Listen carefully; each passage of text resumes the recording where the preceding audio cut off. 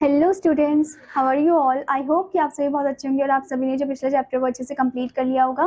So now let's move into the chapter number 11 and the chapter name is the earth and it's companions. हम इस chapter में अर्थ के बारे में और उसके कंपेनियंस के बारे में जानेंगे। Now before starting the chapter there are some chapter objectives. First point is solar system, next point is the shape of the earth, next is movements of the earth, next one is the sun, and the next is the moon, the next one is stars and constellations. Now the first point in this one is solar system. We live on the surface of the earth. The earth is one of the 8 planets of the solar system. The word solar means the sun. The planets of the solar system in order of increasing distance from the sun are Mercury, Venus, Earth, Mars, Jupiter, Saturn, Uranus, and Neptune. To remember the name of these 8 planets, we can make use of these lines given below. Okay तो यहाँ पर हमें बताया गया है कि हम कहाँ पर रहते हैं। हम रहते हैं on the surface of the अर्थ। हम अर्थ के अंदर नहीं रहते हैं, हम अर्थ के सरफेस पे रहते हैं। ओके और एक ग्रेविटी ही है जो हमें एक अर्थ पे खींची हुई है, ठीक है, वरना अगर ग्रेविटी नहीं होती तो हम ऐसे हवा में उड़ रहे होते। Okay so the earth is one of the 8 planet. हमारे सोलर सिस्टम में अर्थ जो है एक वन ऑफ द 8 प्लैनेट है। अब ये सोलर का मतलब क्या होता है? सोलर का मतलब होता है सन और उसके बाकी के 8 प्लैनेट्स। ओके और ये जो 8 प्लैनेट्स है डिस्टेंस अकॉर्डिंग टू द सन के फॉर्म में ही अरेंज होते हैं। आप इनके नाम यहाँ पर देख सकते हो, mercury, Venus, earth, Mars, Jupiter, Saturn, Uranus and Neptune. Okay आप ये भी देख सकते हो, यहाँ पर एक पॉइंट दे रखा है, आपको एक टेबल दे रखा है स्टूडेंट, जिसकी मदद से आप इन प्लैनेट्स के नाम ऑर्डर वाइज बहुत ही इजीली याद कर सकते हो। ठीक है, जैसे कि यहाँ पर आपको दिया है, my very efficient mother just serves us noodles. Okay आप यहाँ पर देख सकते हो, माई का जो एम है वो किसको रिप्रेजेंट करता है? कौन से प्लैनेट को? मरकरी को। वेरी का जो वी है वो कौन से प्लैनेट को रिप्रेजेंट करता है? वीनस को। एफिशिएंट का जो ई है वो कौन से प्लैनेट को रिप्रेजेंट करता है? हमारा प्लैनेट अर्थ को। ओके मदर का जो एम है वो कौन से प्लैनेट को रिप्रेजेंट करता है? मार्स को। नेक्स्ट वन, जस्ट का जो जे है वो प्लैनेट जुपिटर को रिप्रेजेंट करता है। सर्व का जो एस है वो प्लैनेट सैटर्न को रिप्रेजेंट करता है। अस का जो यू है वो प्लैनेट यूरेनस को रिप्रेजेंट करता है। और नूडल्स का जो एन है वो प्लैनेट नेपट्यून को रिप्रेजेंट करता है। ओके स्टूडेंट्स, सो ये पूरा फॉर्म क्या बन गया है? My very efficient mother just served us noodles. Okay now the next topic in this one is the shape of the earth. Long ago people thought that the earth was flat. Now there is proof to show that the earth is round. Hundred of years ago sailors had proved that the earth is round. They started sailing from a certain point, sailed on and reached the same point from where they had started. This can happen only if the path is circular. Okay, तो पहले लोग क्या समझते थे? पहले लोग सोचते थे कि अर्थ जो है उसका जो फॉर्मेट है, उसका जो शेप है वो एकदम स्क्वायर फॉर्म में है, ठीक है, फ्लैट है मतलब। ओके पर आगे जाकर लोगों को पता चलता है कि नहीं, अर्थ जो है वो राउंड है। अभी कैसे पता चलता है? जब लोग उसको ट्रैवल करते हैं और इसके बारे में रिसर्च करते हैं तभी पता चलता है। ओके 100 ऑफ ईयर्स अगो जो सेलर्स थे उन्होंने ही प्रूव किया कि जो अर्थ है वो फ्लैट नहीं है, वो राउंड है। Okay and they started selling from a certain point. उन्हें कैसे पता चला? जब उन्होंने एक सर्टेन पॉइंट से स्टार्ट किया था सेल करना और वो देखा कि घूम फिर के वो वापस उसी पॉइंट पे आ गए, तो इससे उन्हें पता चला कि अर्थ जो है वो सर्कुलर फॉर्म में है, वो राउंड है। ओके फ्लैट नहीं है। फ्लैट होता तो वो एक स्क्वायर फॉर्म में जाते। ओके आपको यहाँ पर अर्थ की इमेज भी दे रखी है student. Now the next thing, photographs taken on space trips showed that the earth is round. American astronauts who landed on the moon in 1969 saw the earth appears round from the moon. However, the earth appears flat to us. This is because what we see is only a tiny part of a very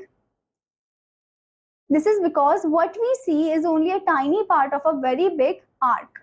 Okay, सो यहाँ पर हमें बताया कि जो photographs ली गई space से, ठीक है, वो हमें शो करती है, वो हमें दिखाती है कि जो अर्थ है उसका शेप फ्लैट नहीं है, राउंड है। ओके एंड अमेरिकन एस्ट्रोनॉट जो है जो कि सबसे पहले गए थे कहाँ पर? मून में, ऑन द ईयर 1969। उन्होंने भी वहां से पिक्चर्स ली मून से, देखा कि अर्थ जो है वो एकदम राउंड है। ठीक है, पर ये अर्थ हमें फ्लैट क्यों लगता है? फिर फ्लैट वो इस वजह से लगता है क्योंकि हम बस एक ही पर्टिकुलर पॉइंट ऑफ व्यू से ही देख रहे होते हैं, एक आर्क से ही देख रहे होते हैं, हम उसको वेरी बिग आर्क फॉर्म में नहीं देख रहे होते हैं। ओके हम बस उसका एक छोटा सा पार्ट देख रहे होते हैं, इसी वजह से हमें ऐसा लगता है कि अर्थ जो है वो फ्लैट है। Okay, now the next topic in this one is movements of the earth. The earth is not stationary but shows two different types of movements. It spins on its own axis and also goes around the sun. These two type of movements are called rotation and revolution respectively. अब अर्थ जो है वो कभी भी stationery तो रहता नहीं है, जैसे आप भी कभी भी स्टेशनरी नहीं रहते हो, आप भी एक जगह खड़े या बैठे नहीं रहते हो, आप भी कुछ ना कुछ काम करते रहते हो, या तो आप खेलते हो या अपना फेवरेट कार्टून देखते हो या फिर आप पढ़ाई करते हो, ठीक है, या फिर आप गाने गाते हो, डांस करते हो, एक्सरसाइज करते हो, तो आप भी तो एक जगह नहीं रहते। तो ऐसे हमारा जो अर्थ प्लैनेट है वो भी एक जगह नहीं रहता है, ठीक है, उसके अलग अलग टाइप ऑफ मूवमेंट होते हैं। टू टाइप्स ऑफ मूवमेंट यहाँ पर डिस्क्राइब किया है, जो कि है रोटेशन एंड रिवोल्यूशन। अब जो अपने ही ओन एक्सिस में जब वो रोटेट करता है उसे हम रोटेशन बोलते हैं, और जब वो सन के चक्कर लगाता है उसे हम रिवोल्यूशन बोलते हैं। ओके, तो चलिए इसके बारे में जानते हैं। First point in this one is rotation. Rotation is the spinning movement of the earth on its own axis. Axis is an imaginary line passing through the center of the earth as shown. We can see that the earth axis is slightly tilted. The earth spins on its own axis and takes 24 hours. As the earth rotates around its axis, the part of the earth which is facing the sun experiences day, while the part which is away from the sun experiences night. Since the earth is rotating all the time, the part of the earth which was away from the sun moves into the path of the sun rays and experiences the day. So the rotation of the earth on its own axis causes day and night. Okay, so हमें यहाँ पर बताया है कि जो rotation है वो अपने ही फॉर्म में ही वो रोटेट होता है, अपनी ओन एक्सिस में रोटेट होता है। और एक्सिस क्या होता है, एक्सिस एक इमेजिनरी लाइन है, ठीक है, वो कोई पर्टिकुलर एक डिफाइन नहीं किया गया कि यही लाइन है, वो एक इमेजिनरी लाइन है जिसमें वो पास ऑन होता है, वो अर्थ रोटेट होता है, जैसे कि आप इस फिगर में भी देख सकते हो, the imaginary line, the red colour one. Okay, so we can see that the earth axis जो है वो थोड़ा टिल्टेड फॉर्म में, स्ट्रेट नहीं है, टिल्टेड फॉर्म में आप देख सकते हैं, टेढ़ा है वो थोड़ा। और अर्थ जो है वो अपने ही खुद के एक्सिस में स्पिन करता है, और कितने आवर लेता है वो 24 आवर लेते हैं, इसीलिए एक दिन में हमारे कितने आवर्स होते हैं, 24 आवर्स होते हैं। Okay, as the earth rotate around its own axis, तो कुछ पार्ट होता है अर्थ का जिसमें क्या होता है, जिसमें वो सन एक्सपीरियंस करता है, तो इसका मतलब कुछ पार्ट है जो डे को एक्सपीरियंस कर रहा है, और कुछ पार्ट है जिसमें सन नहीं है, इसका मतलब वो रात को एक्सपीरियंस कर रहा है। जैसे कि आपने देखा होगा इंडिया में जब डे होता है तो अमेरिका में रात होती है, ठीक है, तो ये इसी वजह से होता है, ये रोटेशन ऑफ द अर्थ की वजह से ही होता है on it's own axis.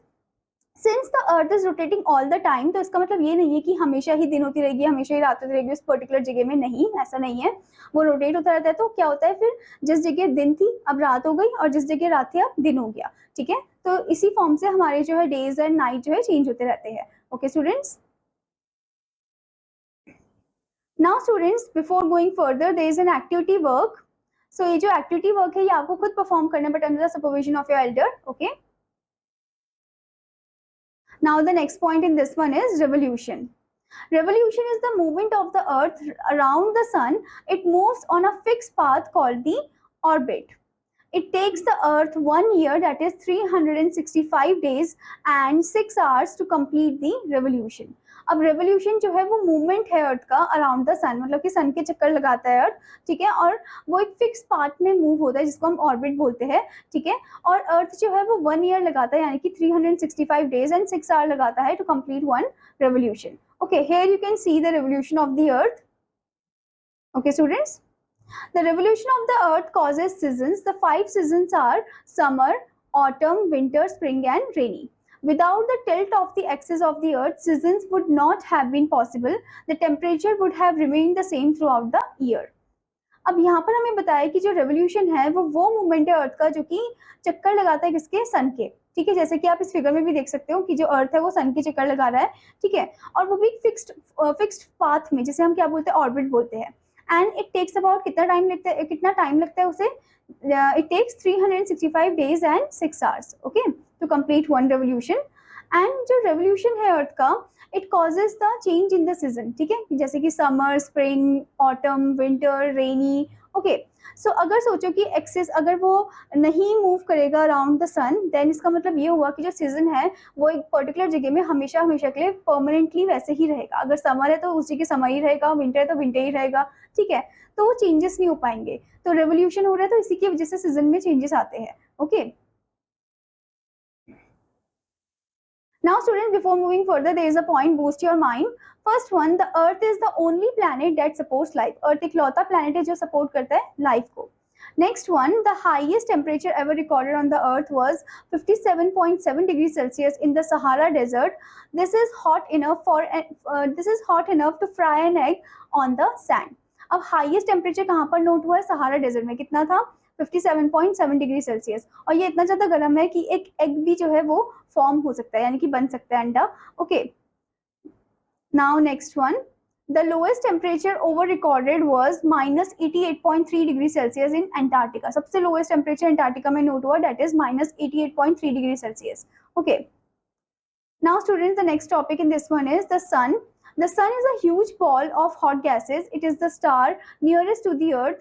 There are countless stars in the sky. Some stars are bigger than the sun, but they look very small because they are far from us. The sun gives us heat and light. The 8 planets revolving around the sun make the solar system. The planets move around the sun in a fixed path called orbit.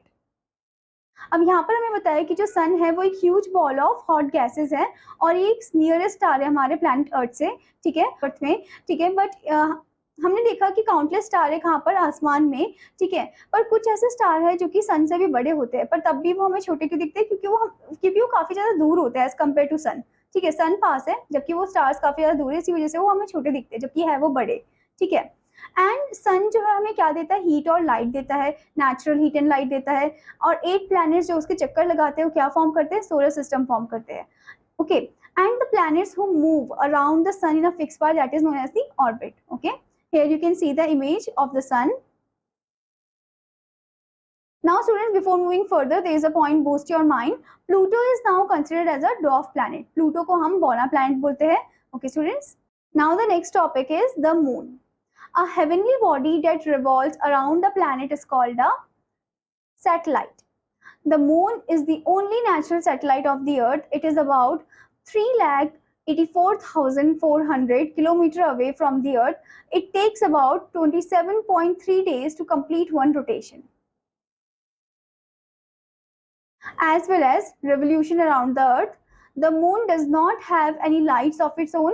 It reflects the light of the sun and we call it moonlight. And we call this moonlight. There are also huge holes on the moon's surface. These are called craters. There is no air on the moon. अब हमें यहाँ बताया गया है कि एक heavenly body जो कि एक प्लैनेट के चक्कर लगाती है उसे हम सैटेलाइट बोलते हैं. हमारे प्लैनेट अर्थ का एक नेचुरल सैटेलाइट है, वो है मून, ठीक है. जो कि मून जो है वो हमारे प्लैनेट अर्थ की क्या लगाता है? चक्कर लगाता है, रिवॉल्व करता है. Okay, and moon is the only natural satellite of the earth. Okay, and वो कितने दूरी में हमसे? 3,84,400 किलोमीटर की दूरी में है, ठीक है. और वो कितने दिन लगाता है कंप्लीट करने के लिए one revolution? That is 27.3 days. और आपने देखा होगा मून के फेजेस भी चेंज होते रहते हैं. Okay, the moon does not have its own light. आपने देखा होगा कि मून की अपनी लाइट नहीं होती है, वो लाइट कहाँ से बोरो करता है? सन से बोरो करता है. Okay, it reflect the light of the sun and उसी को हम क्या बोलते हैं? मून लाइट बोलते हैं, जो रात के समय आता है. ओके, एंड आपने ये भी देखा होगा कि आपने पिक्चर देखी होगी मून की, कि जो मून है उसके सरफेस में काफी सारे होल्स है, गड्ढे हैं, तो उन गड्ढों को हम क्या बोलते हैं? क्रेटर्स बोलते हैं. मून में क्या अवेलेबल नहीं है? हवा अवेलेबल नहीं है. मून में हवा बिल्कुल भी नहीं है. हवा की जगह वहां पर क्या है? वैक्यूम है. ओके, इसी वजह से वहां पर जो एस्ट्रोनॉट गए थे, ठीक है, तो वो एकदम फ्लोट कर रहे थे क्योंकि वहां पर हवा ही नहीं है, वहां वैक्यूम एग्जिस्ट करता है. वहां पर हमारा जो वेट है वो काफी ज्यादा कम हो जाएगा. ओके, 1/6 फॉर्म हो जाएगा. Okay, now here you can see the picture of moon. Now let's know about the another topic, that is different phases of the moon. When the moon is lined up between the earth and the sun, we see the side of the moon that is not being lit by the sun. In other words, we see no moon at all. This is called new moon. अब यहाँ पर हमें ये बताया गया है कि जब मून जो है वो लाइन अप होता है किसके बीच में? अर्थ और सन के बीच में. हम देखते हैं कि हमें एक साइड जो है मून का वो बिल्कुल भी नहीं दिख रहा है, ठीक है. और अगर हम दूसरे वर्ड में बोले तो हमें एकदम मतलब बिल्कुल भी मून जो है वो दिख ही नहीं रहा है, तो हम उसे क्या बोलेंगे? New moon. Okay, after a few days we see a thin part of the moon. This is called crescent moon. The crescent moon grows bigger every night. After another few days, we see a half moon. This is called the first quarter. Once more than half of the moon is illuminated. It has a shape. we call it gibbous moon. The gibbous moon appears to grow bigger each night until we see the full sunlit face of the moon. We call this phase the full moon. अब हमें ये बताया गया है कि एक तो हो गया कि जब हमें बिल्कुल भी मून नहीं दिखता तो उसे हम न्यू मून बोलते हैं, और उसके कुछ दिन बाद क्या होता है कि हल्का हल्का सा हमें एक आर्क फॉर्म में दिखता है, उसे हम क्या बोलते हैं, क्रिसेंट मून बोलते हैं. ओके, फिर वो जो क्रिसेंट मून है वो जो थोड़ा और बड़ा होके क्या हो जाता है, वो एकदम आधा सा हो जाता है जिसको हम हाफ मून बोलते हैं. ठीक है, एंड उसके बाद उसे हम हाफ मून को हम एक और नाम से बुलाते हैं, that is first quarter. Okay, उसके बाद वो हाफ मून जब धीरे धीरे करके बड़ा होता है तो किस में कन्वर्ट हो जाता है, गिवियस मून में कन्वर्ट होता है. ठीक है, फिर वो गिवियस मून जब अपने आप को पूरा कंप्लीट कर देता है, कुछ दिन बाद हम देखते हैं तो हमें क्या मिलता है, एक फुल मून मिलता है, यानी कि पूरा चांद. ठीक है. Now student, before moving further, there is a point, boost your mind. Galileo, the famous astronomer, was the first person to study the moon and the stars with the help of a telescope. Galileo Galilei जो कि एक famous astronomer थे, ठीक है, वो पहले person थे जिन्होंने मून और स्टार्स के बारे में जानकारी इकट्ठा की. ठीक है, उसके बारे में हमें बताया, और he did this by the help of his telescope. ठीक है, टेलीस्कोप की मदद से उन्होंने किया ये सब. Now the next point in this one is stars and constellations. Stars are huge heavenly bodies that have light of their own. For thousands of years, people have enjoyed watching the stars. Some stars form patterns in the sky. One group of stars appears in the shape of a hunter, another as the outline of a lion, and so on. These groups of stars are called constellations. There are about 88 different constellations. Some of the constellations are Ursa Major, the Great Bear, Scorpius, Scorpion, Orion, Hunter, and Leo, Lion. On a clear starry night, try to identify the different constellations.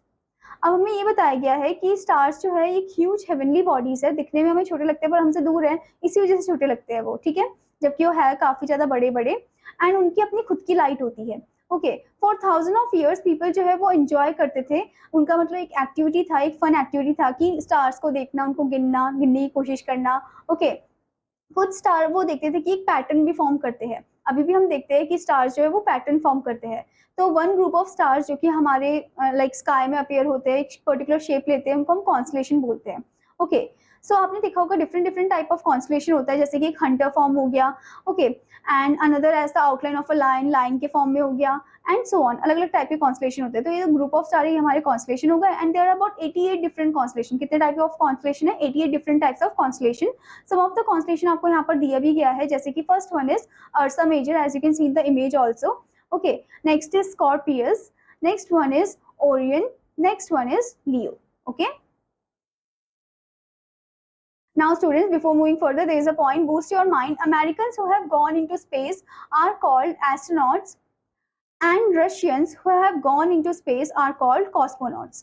अब यहाँ पर भी students आपको difference दे रखा है कि Americans जो space में जाते हैं नासा की ऑर्गेनाइजेशन की मदद से, ठीक है, उनको हम एस्ट्रोनॉट बोलते हैं, और जो रशियंस है जो स्पेस में जाते हैं उनको हम क्या बोलते हैं, कॉस्मोनॉट बोलते हैं. ओके, जैसे कि आपने देखा होगा नील आर्मस्ट्रॉन्ग हो गए, ठीक है, और कल्पना चावला हो गई, ठीक है, सुनीता विलियम्स हो गए, उन्हें हम क्या बोलते हैं, एस्ट्रोनॉट बोलते हैं. और उसके दूसरी तरफ हम देखें, इंडिया का पहला जो मेल है जो कि कहाँ पर गए थे, मून में गए थे, स्पेस में गए थे, जो कि मून में गए थे, वो कौन थे, राकेश शर्मा. और वो एस्ट्रोनॉट नहीं है, वो कौन है, कॉस्मोनॉट, क्योंकि वो रशियन की मदद के फॉर्म में गए थे. ठीक है, रशियन ऑर्गेनाइजेशन की मदद से गए थे वो, तो इसीलिए उनको हम कॉस्मोनॉट बोलेंगे, एस्ट्रोनॉट नहीं बोलेंगे. ओके स्टूडेंट्स, नाउ स्टूडेंट्स आपको यहाँ पर वर्ड बैंक दिया है, ये वर्ड बैंक आपको खुद ही रीड करना है, अच्छे से इसे कंप्लीट भी करना है. ठीक है, now let's move into the summary point, main points. So the point number 1 is the earth is not stationary but shows two different types of movements, rotation and revolution. Next one, the earth spins on its axis and takes 24 hours. Next one, the rotation of the earth on its axis causes days and night. Next one, the revolution of earth causes season. Next one, the sun is the star nearest to the earth. Next one, the moon is the only natural satellite of the earth. Next one, stars are huge heavenly bodies that have light of their own. Next one, there are about 88 different constellations. I hope student that you understood this chapter. आपका homework है कि आपको इस chapter को अच्छे से read करना है और एक्सरसाइज पार्ट को भी अच्छे से कंप्लीट करना है. Now I will meet you in another class. Till then students, bye bye.